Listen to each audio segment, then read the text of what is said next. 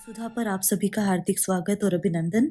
ज्ञान सुधा एक उपक्रम है आयुक्तालय कॉलेज शिक्षा राजस्थान का, जिसमें छात्र हित में प्रतियोगी परीक्षाओं की सामग्री उपलब्ध करवाने का प्रयास किया जा रहा है।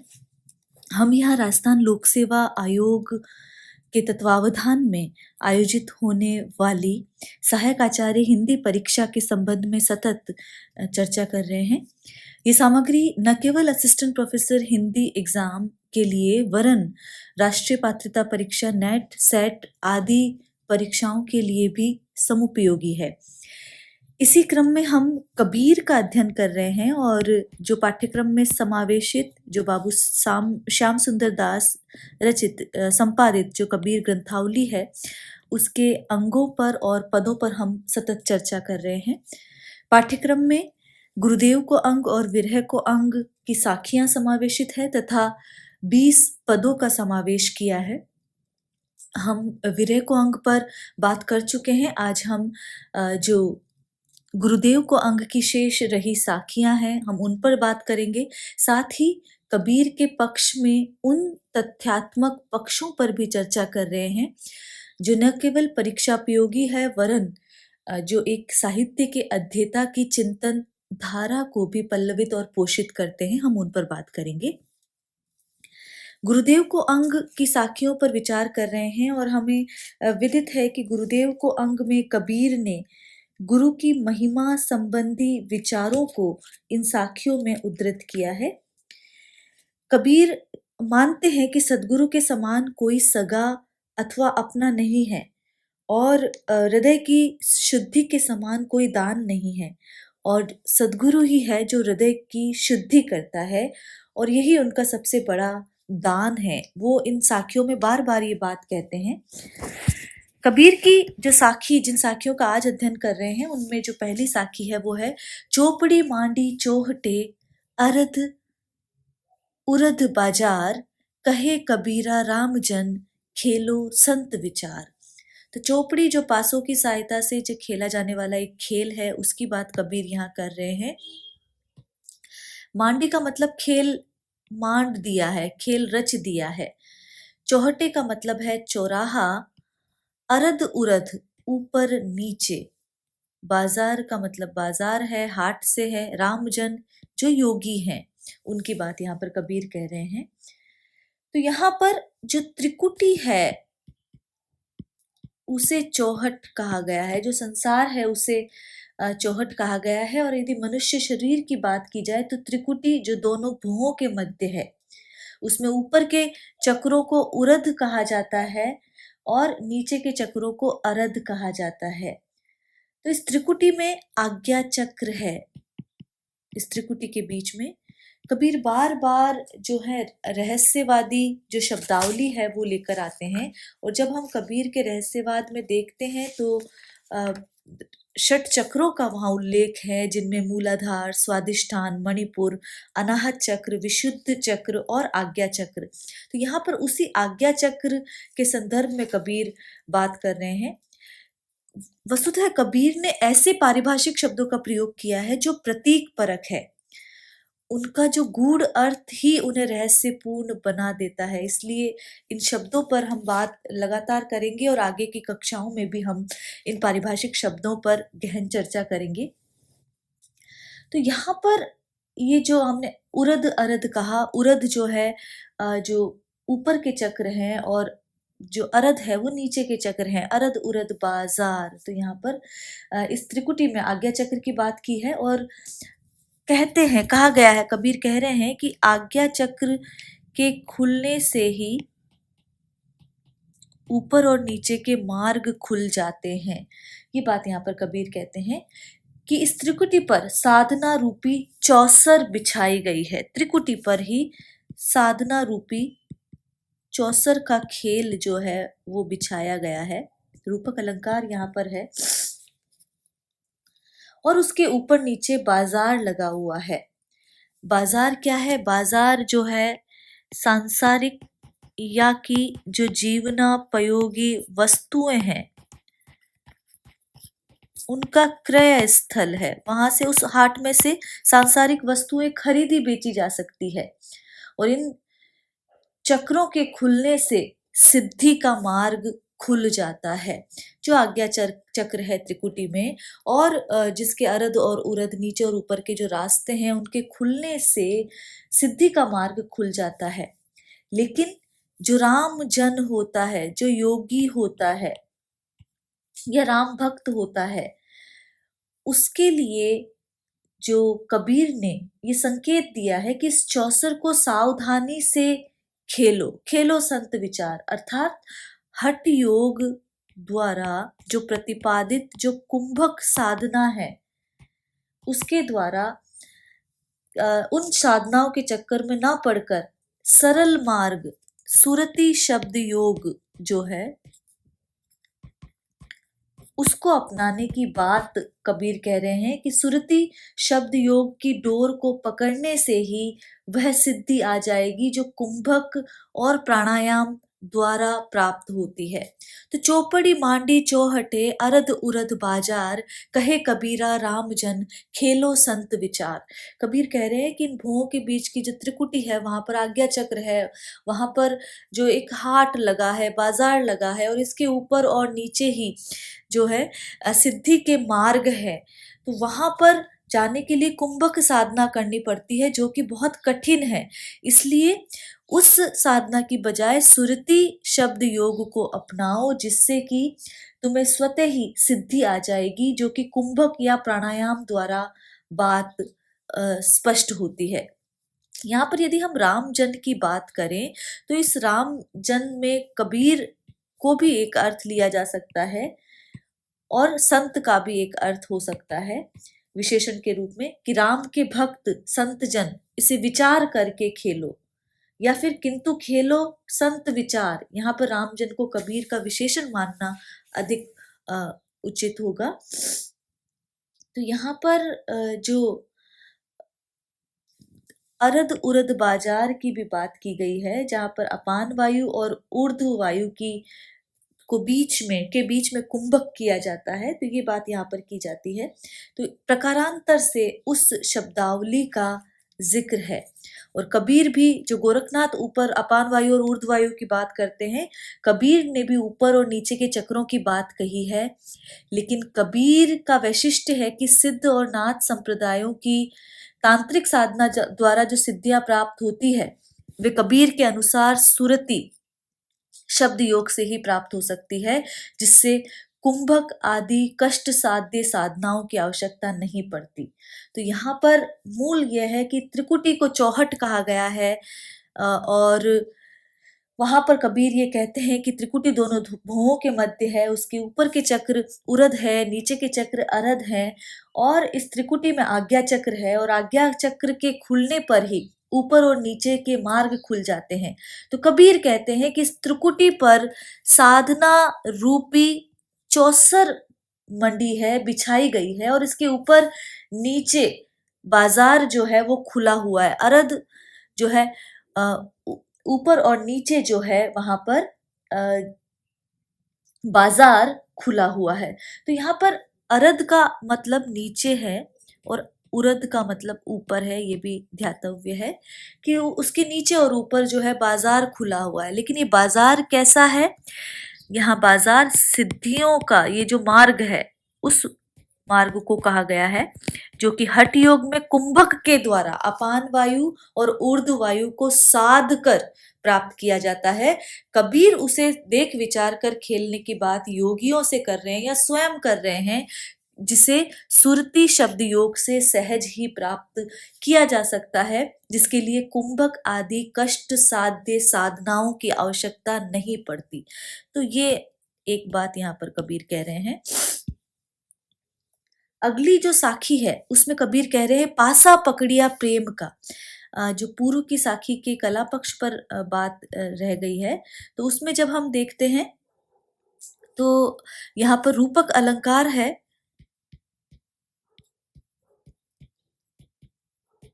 व्यंजना प्रधान शैली है कबीर की, और अंत्यानुप्रास अलंकारों का प्रयोग यहाँ पर किया गया है। आगे की जो साखी है, पासा पकड़िया प्रेम का, सारी किया शरीर शरीर रूपी चौपड़ की बात यहाँ पर भी किया जा रहा है। सतगुरु दाव बताइया, यहाँ पर दाव शब्द मिलता है कई जो ग्रंथावलियां हैं। खैले दास कबीर, तो यहाँ पर जो कबीर कह रहे हैं, सारी का मतलब है चौसर। पासा पकड़िया प्रेम का, प्रेम रूपी जो पासे की बात कही जा रही है, और शरीर रूपी चौसर की, यहाँ सारी का चौसर, चौसर के उस कपड़े के लिए आया है जिसे बिसात कहते हैं, इसी पर चौसर खेला जाता है। तो यहाँ पर कबीर कह रहे हैं कि कबीर ने प्रेम की गोटी पकड़ी है, प्रेम का पासा पकड़ा है, और शरीर रूपी बिसात पर वह सद्गुरु जो दाव बताते हैं उसी के अनुसार यहाँ पर खेल खेल रहे हैं, चौसर खेल रहे हैं, उसी दाव से चौसर खेल रहे हैं। अर्थात कबीर जो है गुरु का बताए मार्ग का वहां अनुगमन कर रहे हैं। तो यहाँ पर ये कहते हैं कि कबीर ने प्रेम की पासा पकड़ा है और शरीर रूपी बिसात पर वह सतगुरु जो दाव बताते हैं उसी दाव से खेले दास कबीर, दास कबीर जो है चौसर खेल रहे हैं कि सतगुरु का मार्ग वहां प्रेम का मार्ग है, ये बात कबीर कह रहे हैं। और उसी प्रेम के मार्ग का अनुसरण जो है वो कबीर कर रहे हैं, ये बात यहाँ पर कबीर ने बार बार कही है। तो यहाँ पर जो शरीर रूपी बिसात की बात की गई है, प्रेम रूपी पासे की बात की गई है, सांग रूपक अलंकार है, और साथ ही अंत्यानुप्रास अलंकार का प्रयोग कबीर ने किया है, हालांकि ये प्रयोग अनायास हुए हैं। सतगुरु हमसु रीझी करी एक कया प्रसंग, बरसा बादल प्रेम का भीजी गया सब गम अंग। तो यहाँ पर अर्थ हमने लिखे हैं, सतगुरु गुरुदेव को कहा है, हमसु का मतलब है मुझसे, रीझी करी प्रसन्न होकर, खुश होकर, प्रेम वश, ये अर्थ निकलता है। प्रसंग का मतलब है बात या कोई उक्ति या उपदेश। बरसिया बादल प्रेम का, ज्ञान रूपी जो बादल है उसकी बात यहाँ पर कही गई है। तो सतगुरु हमसु रीझी कर एक कया प्रसंग, बरसिया बादल प्रेम का भीजी गया सब अंग, कि सतगुरु ने हमसे रीझ कर, प्रसन्न होकर एक गूढ़ बात बताई, एक उक्ति बताई, एक रहस्य की बात हमें बतलाई, जिससे क्या हुआ, जिससे प्रेम का जो बादल है वो बरसा, ज्ञान रूपी जो बादल है वो बरसा, और उसमें हमारे सभी अंग भीग गए, अर्थात हम उसमें पूर्ण रूपेण भीग गए उस परम तत्व में। तो यहाँ पर भी रूपक अलंकार है और अंत्यानुप्रास अलंकार की छटा जो है वो देख सकते हैं। तो यहाँ पर भी गुरु का जो महात्म्य है वो कबीर बतला रहे हैं। फिर यहाँ पर कबीर बादल प्रेम का, हम परि बरसा आय, अंतर भीगी आत्मा हरि भई बन राय। बन राय जो वनराजी है उसकी बात यहाँ पर कबीर कह रहे हैं, वन राशि की बात कबीर कह रहे हैं, जो कानन है उसकी बात कबीर कह रहे हैं। कबीर बादल प्रेम का, तो बादल किसका रूपक है यहाँ पर, ज्ञान का और भक्ति का रूपक है। हम परि बरसा, बरस गया, हम पर जब बरस गया गुरु की कृपा से, उसकी बात कबीर कह रहे हैं। तो कबीर का कहना है कि सतगुरु के बताए मार्ग से प्रेम का जो बादल है, ज्ञान का जो बादल है हमारे ऊपर, परि मतलब हमारे ऊपर बरसने लगा। अंतरी भीगी आत्मा, तो उससे क्या हुआ, हमारा जो अंतरात्मा या अंतस्थल जो है वो भीग गया। और बनराई कैसी है, जो जीवन रूपी वनराजी है, वनराशि है, वो हरी भरी हो गई। तो यहाँ पूरी साखी में रूपक अलंकार है और अंत्यानुप्रास अलंकार का प्रयोग है, जिसमें कबीर कह रहे हैं कि सतगुरु के बतलाए मार्ग के अनुसार हमें ज्ञान की प्राप्ति हुई, और वो ज्ञान प्रेम रूपी बादल हम पर बरस गया। उस बादल के बरसने से हमारा जो अंतरात्मा है, हमारे जो अंतस्थल है, हमारा जो आंतरिक स्थल है वो भीग गया, और उससे क्या हुआ, जो जीवन रूपी राशि है, जीवन रूपी जो वन है वो हरा भरा हो गया, अर्थात परम तत्व की प्राप्ति उसे हो गई। तो यहाँ पर जंगल हरे भरे हो गए थे, साधक ज्ञान से परिपूर्ण हो गया है, ये अर्थ लेना चाहिए। पूरा रूपक अलंकार है यहाँ पर। अगला जो पद है उसमें कबीर कहते हैं, पूरे सु परचा गया, सब दुख मेल्या दूरी, निर्मल कीनी आत्मा, ताथे सदा हजूरी। तो यहाँ पर कबीर कहते हैं कि मेल्या का मतलब है फेंक दिया, निकल गया, ये बात यहाँ पर कबीर कह रहे हैं, दूर कर दिया।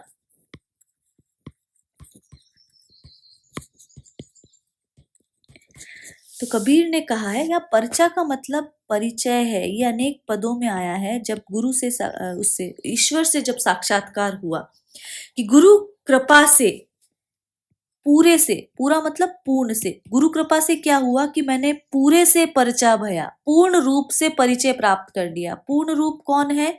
ईश्वर है, और जीवात्मा क्या है? अपूर्ण है। तो गुरु के बताए मार्ग से मैंने पूर्ण से परिचय पा लिया, सब दुख मेलिया दूर, और उस परिचय ने मेरे सांसारिक जीवन के सारे जो दुख है वो दूर कर दिए, अर्थात सब दुख ताड़ कर दूर फेंक दिए, या फिर मेरे सारे कष्ट उस परिचय से जाते रहे। निर्मल कीनी आत्मा, ताथे सदा हजूरी। तो मेरी जो आत्मा है वो भी उस परिचय से क्या हो गई? निर्मल हो गई। जो मलिन थी वो विकार जो है वो दूर हो गए, और मेरी जो पूर्ण रूपेण शुद्धि हो गई। निर्मल का तात्पर्य यहाँ पर शुद्ध से है, विमल से है। तो मेरी आत्मा पूर्ण रूपेण शुद्ध हो गई, इसीलिए अब मुझे ब्रह्म का साक्षात्कार मुझ में सदैव विद्यमान रहता है। ताते सदा हुजूरी, इसीलिए वो जो साक्षात्कार का जो भाव है, वो जो अनुभूति है, वो मुझ में सदैव हाजिर रहती है, मुझ में सदैव उपस्थित रहती है। ये बात कबीर कह रहे हैं। तो कबीर की जो साखियां हैं, जो गुरुदेव को अंग में समावेशित हैं, वो 35 साखियां हैं जिनका हमने अध्ययन किया है। जब हम विरह को अंग को देखते हैं तो वहां 45 साखियों का अध्ययन हमने किया है।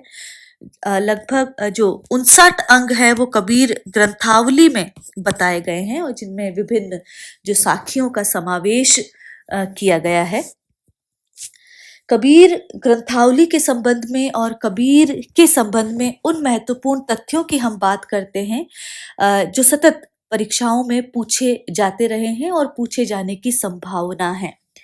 तो कबीर की भाषा पर बहुत प्रश्न बनते हैं। कबीर की भाषा जन चेतना की पक्षधर रही है और इसे अलग अलग संज्ञाएं दी गई है। जब हम पंचमेल खिचड़ी कहते हैं तो वो बाबू श्याम सुंदर दास ने अपने ग्रंथ कबीर ग्रंथावली में उसका उल्लेख किया है। सदुकड़ी कहते हैं तो हिंदी साहित्य का जो इतिहास है उसमें शुक्ल उसे सदुकड़ी भाषा कहते हैं। बनारसी बोली डॉक्टर राम कुमार वर्मा हिंदी साहित्य के आलोचनात्मक इतिहास में कहते हैं। तो इन सभी संख्याओं से कबीर की भाषा को पुकारा गया है। ये संख्याएं कबीर की भाषाओं को उनके उन विशेषण के रूप में नहीं दी गई है। ये एक यहाँ पर विचारणीय तथ्य है कि ये संज्ञा देकर या उसकी उपेक्षा करना या हीन भावना से जोड़ना भाषा सामर्थ्य के निष्कर्षों की अवहेलना करना है। वास्तव में कबीर के यहाँ जो भाषा की शक्ति है उसी को उसी की कमजोरी बताया गया है। ये विजेंद्र स्नातक कह रहे हैं कि कबीर की भाषा को पंचमेल खिचड़ी या कि सधुकड़ी या बनारसी बोली कहकर अक्सर आलोचकों ने उसे कमजोर बताया है, जो कि उसकी भाषा के सामर्थ्य का अवहेलना करना है। ये विजेंद्र स्नातक कबीर वचनामृत में लिखते हैं। बाबू श्याम सुंदर दास ने कबीर ग्रंथावली में लिखा है कि कबीर की भाषा का निर्णय करना टेढ़ी खीर है, क्योंकि वह खिचड़ी है, इसीलिए पंचमेल खिचड़ी कहा है। कबीर पढ़े लिखे नहीं थे, इसी से वे बाहरी प्रभावों के बहुत अधिक शिकार हुए। भाषा और व्यवहार में जो स्थिरता है वो उनमें नहीं मिलती। उनकी भाषा में खरापन है और साहित्यिक कोमलता या प्रसाद का सर्वथा अभाव है। कहीं कहीं उनकी भाषा बिल्कुल गंवारू लगती है। तो जो विजेंद्र स्नातक कह रहे हैं कि कबीर की भाषा को कमतर आंका गया है, इस तरह कहकर, तो ये बात यहाँ पर भी दिखाई देती है। कबीर की भाषा के संदर्भ में जो बात कही गई है उसमें ये कहा गया है कि वह जायसी और सूर आदि की भाषा के समान मात्र जनपक्षीय भाषा नहीं है। कबीर की भाषा में यहाँ ब्रज पढ़े, ब्रज, अवधी, भोजपुरी, बुंदेली, राजस्थानी, खड़ी बोली, बिहारी, पंजाबी, गुजराती, मराठी, सिंधी, बंगाली और अरबी फारसी के भी अनेक तत्व रूप मिलते हैं। अतः कबीर की भाषा को पूर्वी, इसमें कबीर बीजक की भाषा में विचारदास शास्त्री ने पूर्वी कहा है। बनारसी बोली जो है वो हिंदी अनुशीलन में उदयनारायण तिवारी कहते हैं।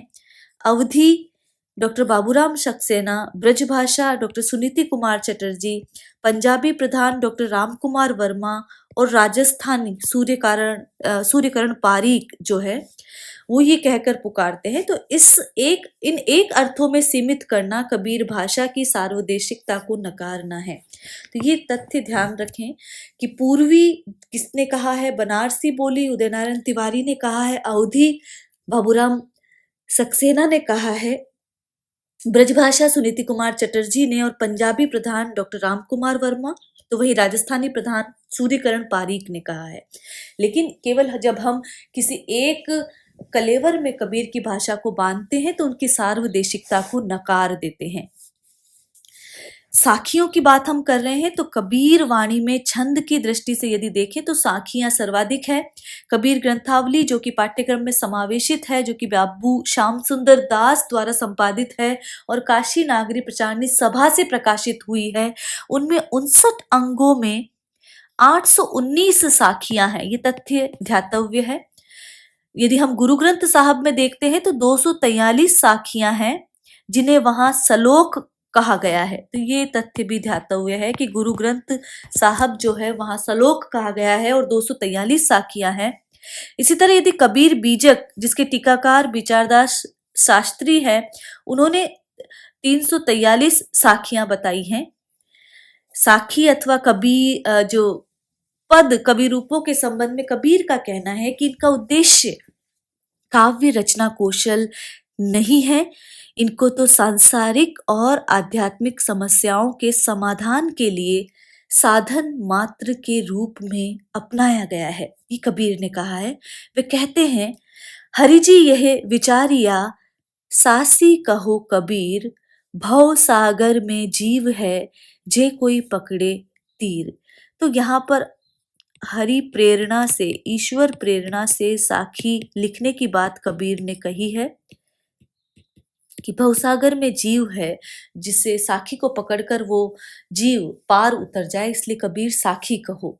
कबीर फिर कहते हैं कि तुम जिन जानो गीत है यह निज ब्रह्म विचार, केवल कही समझाइया आत्म साधन सार। कि ये तुम जिन्हें गीत कह रहे हो ये तो मेरे ब्रह्म रूपी विचार है जो मैंने अनुभव से प्राप्त किए हैं और जिसे मैंने कहकर केवल समझाने की कोशिश की है। ये मेरी ही साधना का सार तत्व है, मेरे ही जीवन के अनुभव है, मेरे ही जीवन का अनुभूति पक्ष है। ये बात कबीर यहाँ पर साखियों के संबंध में कह रहे हैं। कबीर बीजक में ये बात स्पष्ट कही गई है कि मसी कागद छुयो नहीं, कलम गही नहीं हाथ, चारियों युग को महात्म। चारों युग का जो महात्म्य है, मुख ही जनाई बात, वो मैंने मुख से ही कहकर स्पष्ट किया है। तो ये बात कबीर कहते हैं। साखी के संदर्भ में ये भी है कि साखी आखी ज्ञान की, समुझी देखी मन माही, बिन साखी संसार का झगड़ा छूटत नाही। कि तो साखी के बिना जो संसार का आवागमन का जो चक्र है उससे मुक्त नहीं हुआ जा सकता, ये बात कबीर कहते हैं। तो ये कबीर के संदर्भ में हमने जो विभिन्न जो साखियों की बात की, गुरुदेव को अंग को आज संपूर्ण किया और जो कबीर की भाषा विषयक और जो साखी विषयक जो महत्वपूर्ण तथ्य है उन पर हमने सतत चर्चा की। तो आज के लिए इतना ही। कबीर के पद और साथ ही पाठ्यक्रम के अन्य विषयों पर चर्चा करना हम सतत जारी रखेंगे। नमस्कार।